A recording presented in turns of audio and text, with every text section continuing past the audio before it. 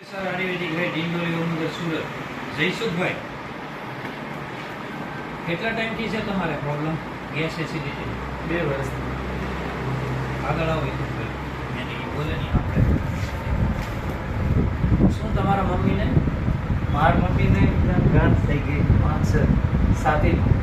બરોબર તો પછી ત્યાં વરાસાની આપણે હીરાબાગ બાજુ ત્યાં અક્ષર હોસ્પિટલ છે કરી છે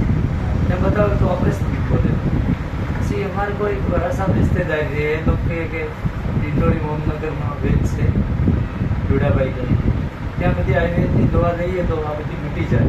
તો અમે અહીંયાથી દવા ચાલુ કરી પછી 7-8 મહિના બધું બરોબરનો દવા લીધી પછી આખી ગાંઠ બધી સુકાઈ ગઈ મટી ગઈ એકદમ હા સાતીમાં ગાંઠ સાતી એક નથી 5-6 ગાંઠ હતી 5-6 ગાંઠ હા, કેટલા અને- મહિના કોર્સ આવ્યો 8 મહિના મને તો ખબર પણ નથી એ કઈ યાદ ન રાખી પહેલી ફાઇલ બે બંને તમારી દવાની બી છે પહેલી બી છે મારી પાસે જે સોનોગ્રાફી બધી કરાવેલી હા. ઓપરેશનનું ડૉક્ટર બોલેલા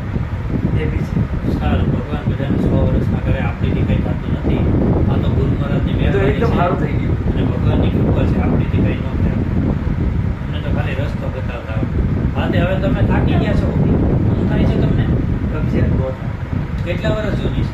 2 વર્ષ 30 વર્ષ જૂની કબજિયાત હોય ને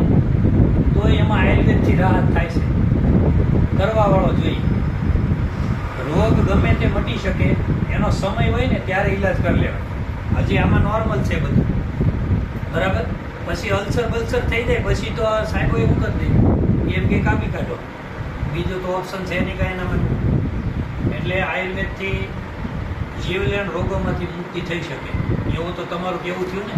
કેમ કે તમારા મમ્મીનો એ પ્રોબ્લેમ મટ્યો એટલે એ હેવી જ કહેવાય ને હેવી રિસ્કી કાંઈ નહીં તમારું ભગવાન મટાડશે આપણે